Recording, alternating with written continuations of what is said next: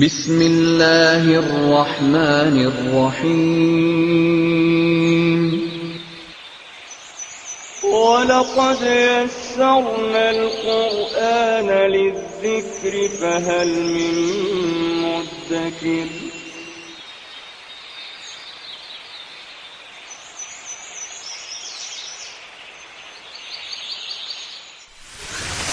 ألف باء تاء ثاء جيم حاء خاء دال ذال راء زال سين شين صاد ضاد طاء عين غين فاء قاف كاف لام ميم نون هاء واو ياء ياء هذه حروف الهجاء.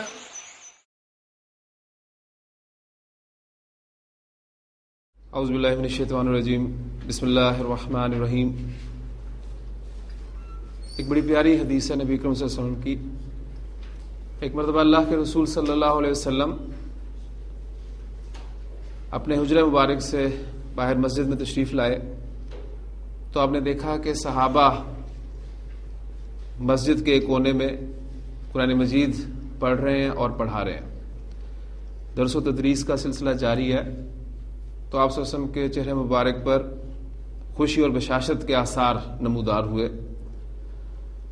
اور آپ صلی اللہ علیہ وسلم نے ان سے مخاطب ہو کر فرمایا کہ الیس تشہدون اللہ الہ الا اللہ وحدہ لا شریک لہ، کیا تم اس بات کی گواہی نہیں دیتے کہ لا الہ الا اللہ، اللہ کے سوا کوئی معبود نہیں، وحدہ لا شریک لہ، اس کا ترجمہ کرنے کی ضرورت نہیں ہے آپ کے لیے، وَأَنِّي رسول اللہ، اور یہ کہ میں اللہ کا رسول ہوں، وَأَنَّ الْقُرْآنَ جَاءَ مِنْ عِنْدِ اللَّهِ، اور یہ کہ قرآن اللہ کی جانب سے نازل کرتا ہے. تو جو صحابی روایت کر رہے ہیں وہ کہتے ہیں قلنا، ہم نے کہا بلا یا رسول اللہ، کیوں نہیں اللہ کے رسول صلی اللہ علیہ وسلم، ہم گواہی دیتے ہیں. تو آپ نے فرمایا فَأَبْشِرُوا، تو خوشیاں مناؤ. کیوں؟ اس لیے کہ فَإِنَّ هَذَا الْقُرْآنَ تَرْفُهُ بِيَدِهِ وَتَرْفُهُ بِأَيْدِيكُمْ، فَإِنَّ هَذَا الْقُرْآنَ تَرْفُهُ بِيَدِ اللَّهِ وَتَرْفُهُ بِأَيْدِيكُمْ، کیونکہ یہ قرآن وہ ہے جس کا ایک سرا اللہ کے ہاتھ میں ہے اور دوسرا سرا تمہارے ہاتھ میں ہے. پھر آپ نے فرمایا فَتَمَسَّكُوا بِهِ، تم اس کو مضبوطی سے تھامے رکھو، اس کے ساتھ چمٹ جاؤ. اگر تم ایسا کرو گے فَإِنَّكُمْ لَن تَهْلِكُوا وَلَن تَضِلُّوا بَعْدَهُ أَبَدًا، تو تم اس کے بعد کبھی بھی نہ تو ہلاک ہوگے اور نہ گمراہ ہوگے. بڑے خوبصورت الفاظ ہیں نبی کریم صلی اللہ علیہ وسلم کے. قرآن مجید کو آپ صلی اللہ علیہ وسلم نے اللہ کی رسی قرار دیا، ترفُهُ بِيَدِ اللَّهِ وَتَرْفُهُ بِأَيْدِيكُمْ، ایک سرا جس کا اللہ کے ہاتھ میں ہے اور دوسرا سرا تمہارے ہاتھ میں ہے. اور پھر تمسک بالقرآن، قرآن کو مضبوطی سے تھامنا، اس سے چمٹ جانا، اس کو پکڑے رکھنا. اگر ایسا ہوگا تو کبھی بھی تم نہ ہلاک ہوگے اور نہ گمراہ ہوگے. بات پھر وہی ہوتی ہے کہ ہم جب جائزہ لیتے ہیں اپنا، تو ایک وجہ ہی ہمیں نظر آتی ہے ہم نے اس وقت اس امت کی ہلاکت کی، تباہی کی، کہ قرآن مجید کو ہم نے چھوڑا ہوا ہے. اللہ تعالی ہمیں قرآن مجید کے ساتھ پھر وہی رشتہ تعلق استوار کرنے کی توفیق عطا فرمائے، آمین. کل ہم نے حروف جارہ میں حروف جارہ کا استعمال ضمائر کے ساتھ دیکھا تھا، اور وہ الحمدللہ مجھے امید ہے کہ آپ کو بالکل کلیئر ہوگا. اس میں حرف جار لام کے حوالے سے ایک بات رہتی ہے، وہ آج میں مکمل کرنا چاہتا ہوں. آپ کو یاد ہوگا کہ جب میں نے حرف جار واؤ کے متعلق آپ کو پڑھایا تھا تو آپ کو بتایا تھا کہ ایک واؤ ہمارا حرف جار واؤ ہے جو کہ اسم سے پہلے آ کر اس کو حالت جر میں لے جاتا ہے، اور دوسرا واؤ جو ہے وہ اور کے معنی میں استعمال ہوتا ہے، اور اس کی پہچان آپ کو الحمدللہ ہو گئی تھی، جیسے کہ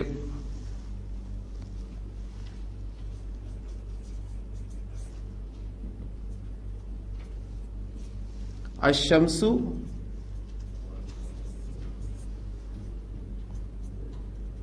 والقمر. تو آپ دیکھ رہے ہیں کہ یہ جو واو ہے یہ حرف جار واو نہیں ہے، اس لیے کہ اس نے اسم کو حالت جر میں تبدیل نہیں کیا. یہ واو حرف عطف ہے اور کے معنی میں استعمال ہوتا ہے. تو اسی طرح کا ایک لام اور ہے، وہ آپ پہچانیں گے انشاءاللہ تعالی. ایگزامپلز آپ کے سامنے لکھتا ہوں تو بڑی آسانی سے آپ پہچان لیں گے انشاءاللہ تعالی.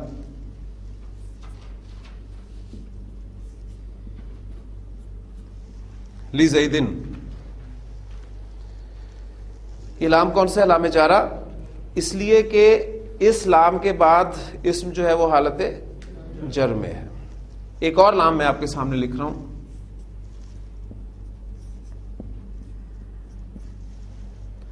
لزیدن.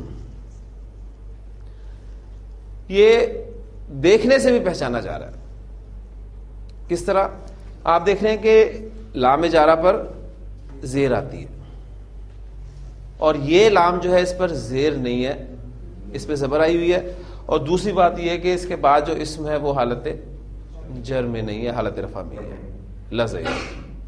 تو یہ والا لام جو ہے یہ لام جارہ نہیں ہے. یہ کون سا لام ہے؟ تو عربی زبان میں کسی اسم، کسی فعل یا کسی حرف، یعنی کسی بھی کلمہ کی تاکید کے لیے، اس پر زور دینے کے لیے ایک زبر والا لام استعمال کیا جاتا ہے جسے لام تاکید کہتے ہیں.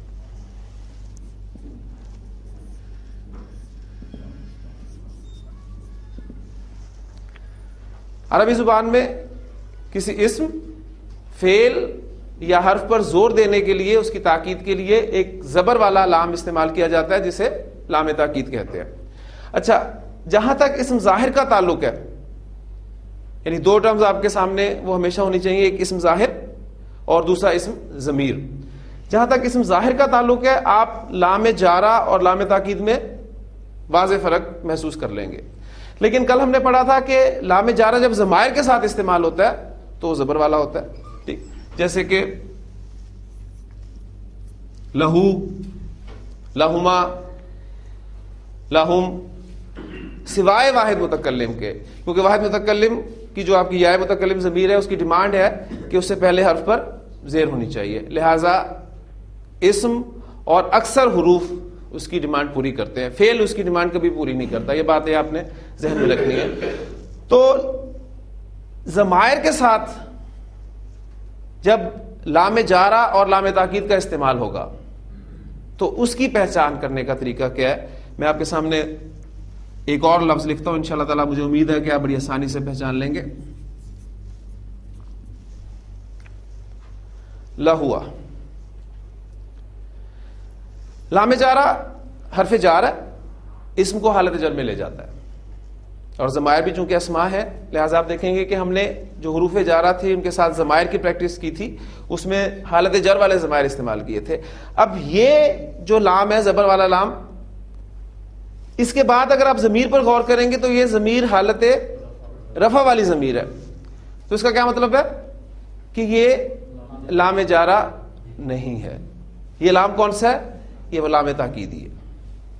تو جہاں تک اسم ظاہر کا تعلق ہے وہاں آپ لام جارہ اور لام تاکید میں واضح طور پر فرق محسوس کر سکتے ہیں. ضمائر میں بھی الحمدللہ انشاءاللہ تعالیٰ اب آپ اس قابل ہو گئے ہیں کہ ضمیر کو پہچان کر آپ اس بات کا اندازہ لگائیں گے کہ کون سا لام لام جارہ ہے اور کون سا لام لام تاکید ہے. اور قرآن مجید میں کثرت سے آپ کو یہ لام تاکید ملے گا، ان اللہ لہو الغفور الرحیم. اسی طرح آپ دیکھیں گے کہ آپ سورۃ العادیات میں آپ دیکھیں گے تو لام تاکید کی ایگزامپلز والعادیات ضبحا فالموریات قدحا، اور آگے سورت چلے تو ان الانسان لربہ لکنود، تو لکنود، پھر لشہید، اس طرح کے الفاظ آپ کو ملیں گے قرآن مجید میں. تو لام تاکید کسی بھی اسم، فعل یا حرف کی تاکید کے لیے عربی زبان میں استعمال کیا جاتا ہے. اچھا، اب ایک ایگزامپل سے قرآن مجید سے آپ کے سامنے میں لکھتا ہوں، انشاءاللہ تعالیٰ مجھے امید ہے کہ آپ پہچان لیں گے لام جارہ اور لام تاکید کا فرق.